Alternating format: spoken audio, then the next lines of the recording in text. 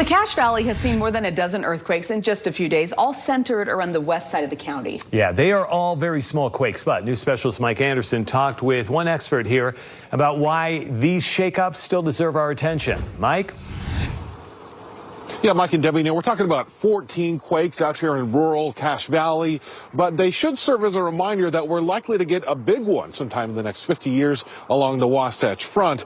The damage can be catastrophic, and we need to be ready.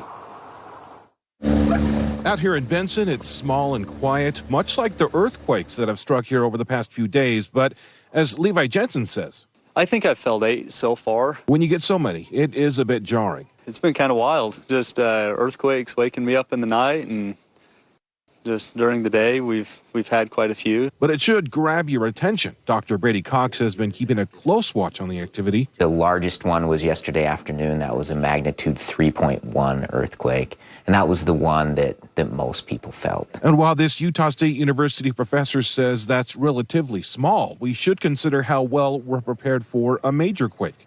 A big concern here in Utah, since much of the Wasatch Front's population and I-15 is built right along our major fault line. In fact, there's almost a 50% probability that a magnitude 7-ish earthquake will happen in the next 50 years. As a civil engineer, he's traveled to ground zero for major quakes all over the world. This one in 1999, this is how I became an earthquake engineer. He studies the seismic impact on buildings in Turkey, Haiti, but even first world countries like New Zealand see devastation.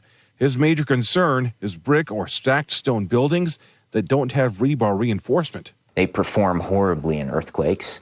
They're the major cause of death in earthquakes around the world. And Utah has about 144,000 of them. We've done a lot of work to retrofit major ones. But it's a drop in the bucket compared to our problem.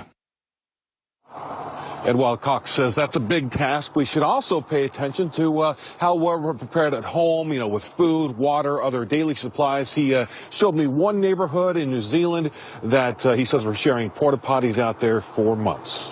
Guys, back to you.